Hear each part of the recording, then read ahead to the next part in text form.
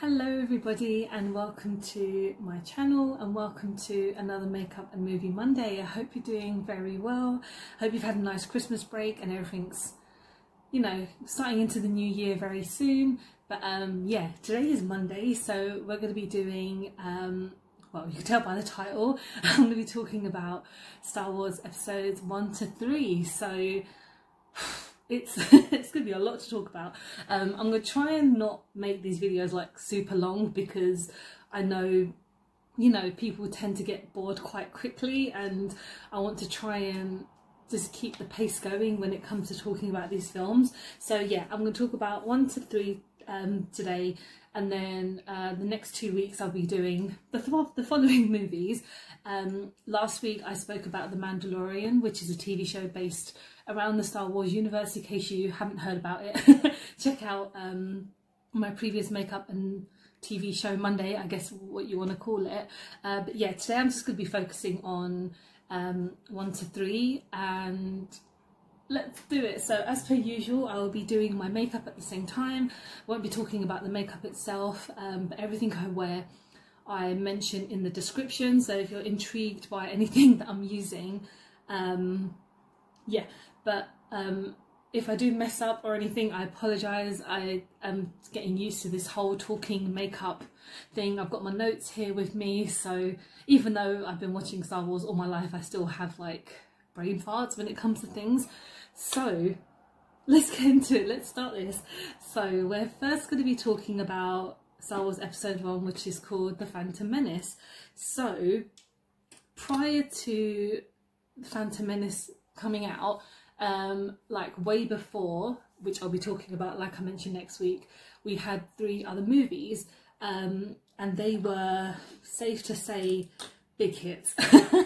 I mean, the Star Wars franchise was quiet for quite a while, and it wasn't until George Lucas, the kind of creator of Star Wars, decided we need more Star Wars movies. So around yeah, 1999 was when Phantom Menace came out, and it was phenomenal. I mean, as in the hype around it, oh my god, there was literally people going crazy because it was a very long time since Return of the Jedi had come out, and obviously there was nothing. Everyone thought the Star Wars franchise was essentially done, and when they announced the Phantom Menace was coming out, it went freaking crazy. So yeah, it kind of I remember when Phantom Menace was coming out, I can't remember how old I was, my memory is so bad. 7, I was around like 11, 12 when it came out, and my dad is a big Star Wars fan, so he was really excited about it coming out. So I remember watching TV, and then like GMTV, I think it was, on ITV, they had the trailer, and I remember my dad had recorded the trailer and we used to watch it just non-stop, and I could recite the whole quote that Yoda does when he talks to Anakin for like the first time. So yeah, it's essentially pretty much like the origins for Anakin Skywalker, who, spoilers, turns into Darth Vader. Oh, I'm so sorry that I've spoiled it for you. But honestly, you essentially, you don't meet Anakin until like the first maybe 45 minutes of the film. So essentially, you're kind of meeting a lot of main characters. So you meet Obi-Wan Kenobi for the first time, which is played by Hugh McGregor, and then you meet Qui-Gon Jinn, who is his master, which is played by Liam Neeson, and then you get to meet all these other kind of side characters as well. Like you get to meet Queen Amidala, who is played by Natalie Portman. 1 second. I'm so sorry, I had to bring one of my brushes, I'm really sorry. So yeah, you get to meet Amidala, who is essentially a queen of Naboo, and she is, yeah, it's a very kind of like crazy storyline. Is she the queen of Naboo? She's a queen of somewhere. And yeah, so she's very like important to the story as well, like in the future basically. But the thing is, when it came out, obviously there was this massive hype around it, and it oh my god, so I just noticed my foundation just exploded. We're gonna keep on going. So essentially, the whole point of this story is, yeah, the Jedi, like I mentioned, is like Hugh McGregor and Liam Neeson, and they're kind of a race that people kind of associate with like wizardry and stuff like that, because obviously using the Force is for like not normal people. Obviously if you're a Jedi, you're trained to be a Jedi, but you're kind of you know, born with certain types of things. I'm so good at describing, aren't I? So essentially they become part of Amidala's kind of war treaties. They kind of become like her bodyguards essentially. But then when they're on like this planet, they meet this child named Anakin Skywalker, and he is played by Jake Lloyd, and bless him, he tried, he really did. He played the best to, you know, George Lucas's directing abilities, because back in the day George Lucas had only directed the first Star Wars movie, which was just called Star Wars, and well, now that you would know as New Hope essentially. And George Lucas is known to kind of not be the most not the best director essentially, but I mean, I've seen a few kind of, I've watched a lot of documentaries about kind of like the making of Phantom Menace, and also some kind of like mock-you, like taking the piss versions essentially. There's a group called Red Letter Media on YouTube who big fans of Star Wars. They literally take the piss out of Star Wars like every opportunity, and they had done like a series with like a presenter called Mr. Plinkett, who essentially analyzes the Star Wars universe, but just takes the piss out of it.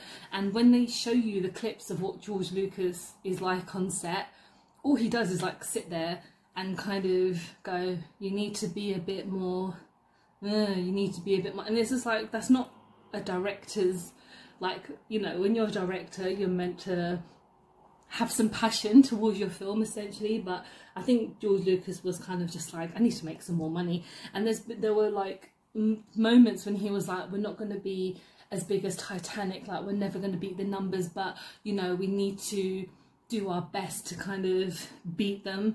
And to be honest, they tried. Star Wars had made, the Phantom Menace made a shit ton of money, and it, you know, it's still ranked in like one of the most highest grossing movies ever, which is, you know, crazy considering the hate it kind of gets. But so essentially in this, when you meet Anakin for the first time, you actually get to meet C-3PO, so it kind of shows you that Anakin created C-3PO, which I find very weird, because obviously in in the kind of future you see that there's lots of droids that are similar to 3PO as well, like human cyborgs, like basically, and yeah, you get to meet him for the first time, and then yeah, it's a bit strange the way like Amidala and Anakin kind of like meet each other for the first time, because she is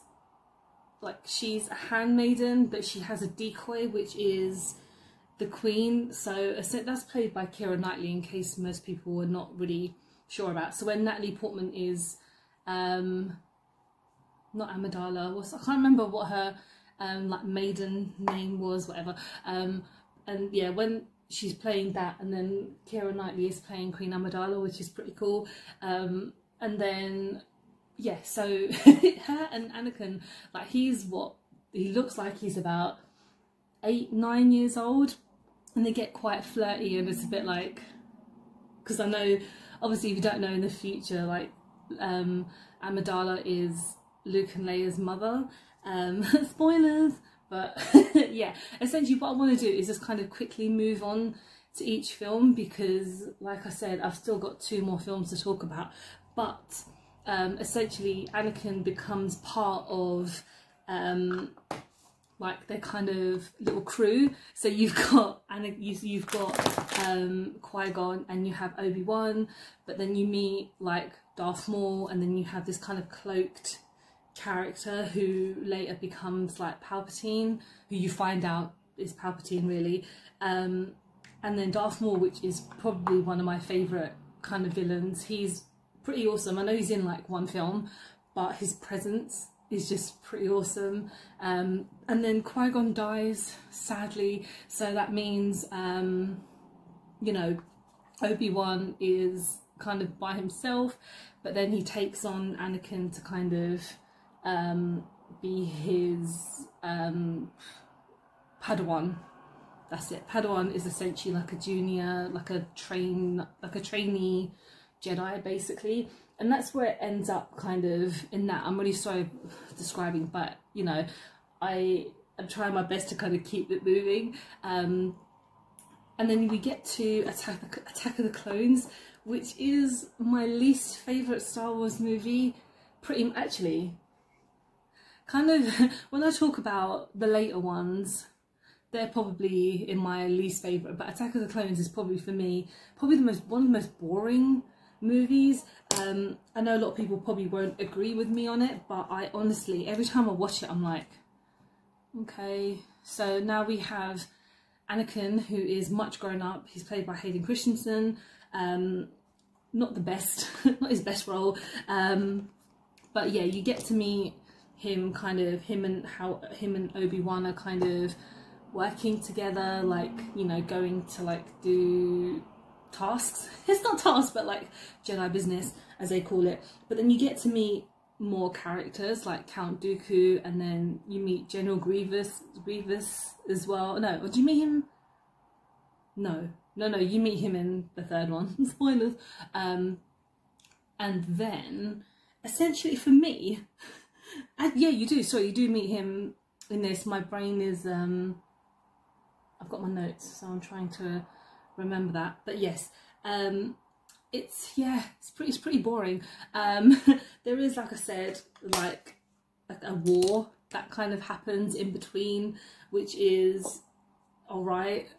And then you kind of get to meet Jango Fett, which is pretty cool, who is essentially the main clone for the cult army. Like, so you essentially, Jango Fett is Boba Fett's dad, and you get to meet him. And one of the cool scenes is when he dies, really, because they're in this massive arena, and I think it's Mace Windu who just like chops his head off.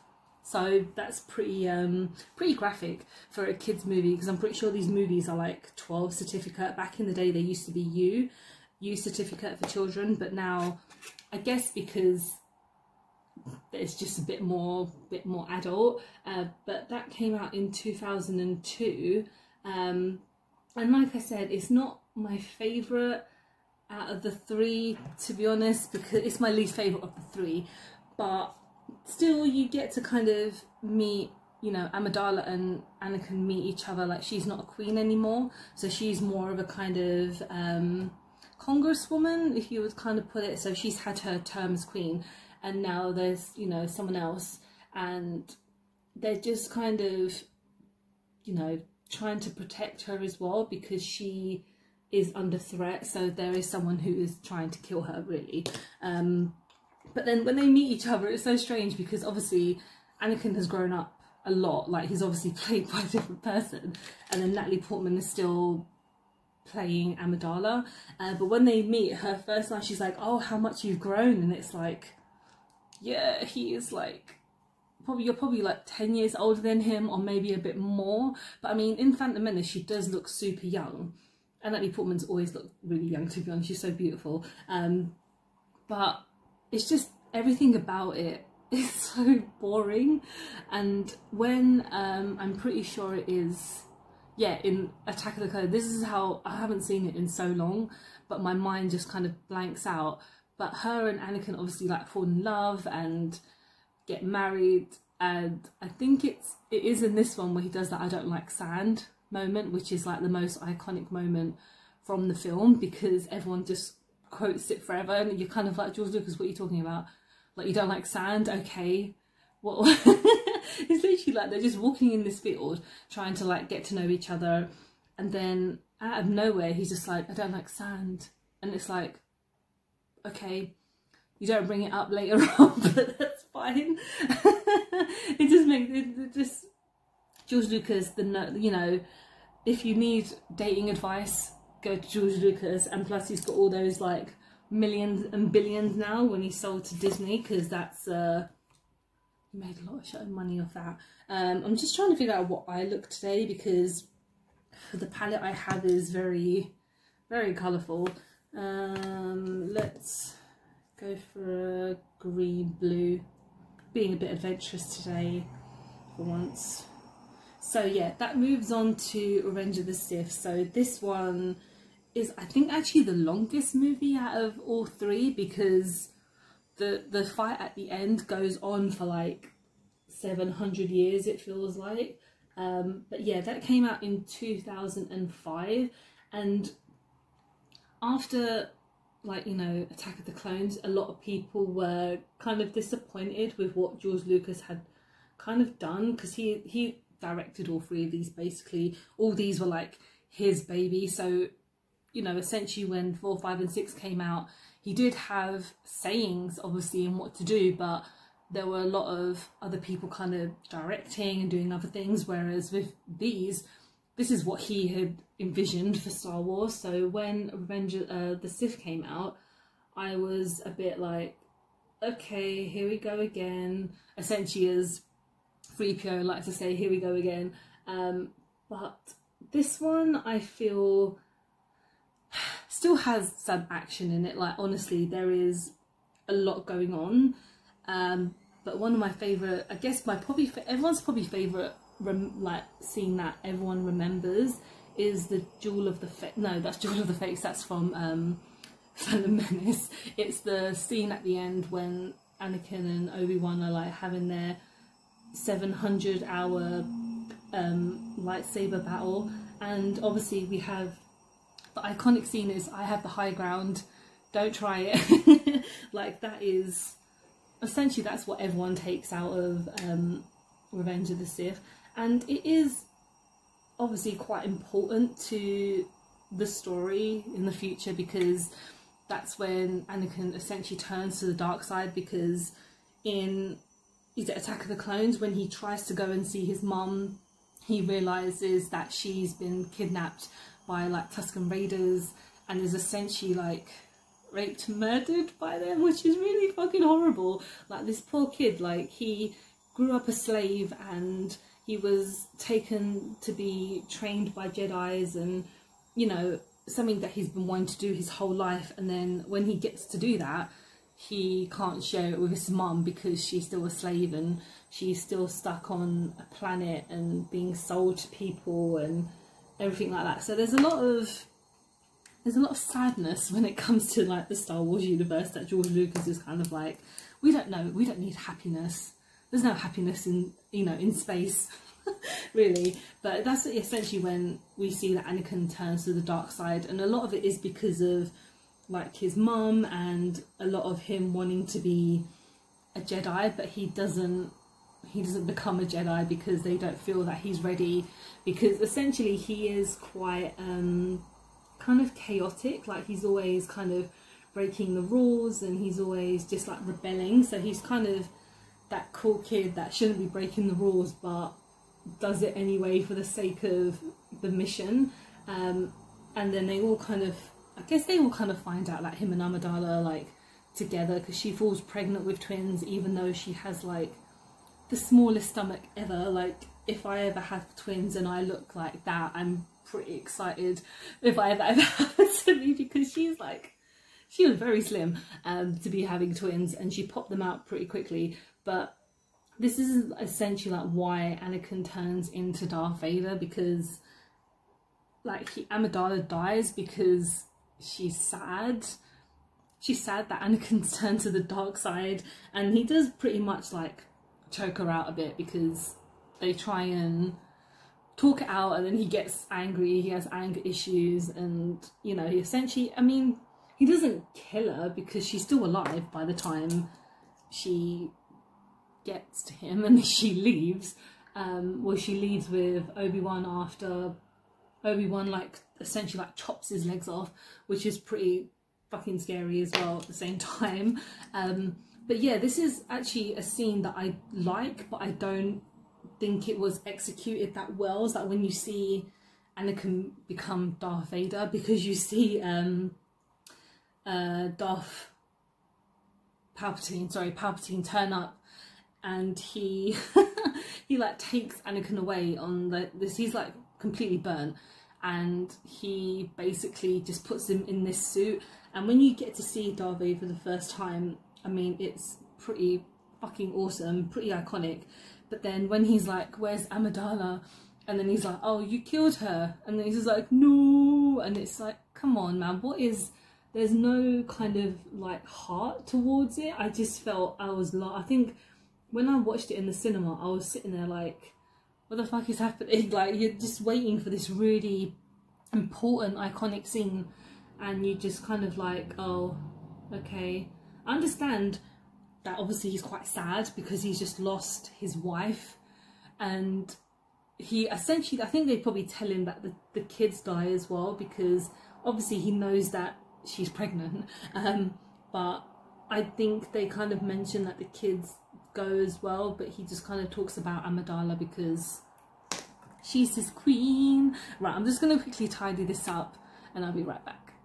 Alright, so I actually decided to finish the rest of my face because this video is already like 20 minutes and I know I should really take my time, but I wanted to just talk for the rest of the video. So yeah, essentially what I want to do with these videos is just kind of give you a quick rundown of the films. I know these films have been out for such a long time, and me doing a video like this without bringing much, you know, information is kind of pointless, but I really like making these videos and I really love talking about Star Wars because it's times like this I can kind of vent and talk about the happy things.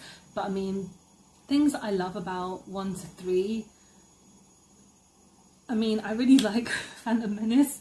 You know what, there's a lot of more personal things that I like about it. It's the first film that I went to see, went to the cinema with my dad, and that was a really special moment. But I guess the movies itself have their merits, but have a lot of negative, not in negative, but just aspects that I don't enjoy. I really like that Ewan McGregor in these movies because he's a fantastic actor. Natalie Portman has always been one of my favourite actresses. Like, her and Leon was just iconic. And Hayden Christensen, I mean, he did good considering, you know, the script he was given and what they were provided with. George Lucas, yeah, he created Star Wars. That's the most amazing thing he's done. After that, he's essentially kind of ruined it.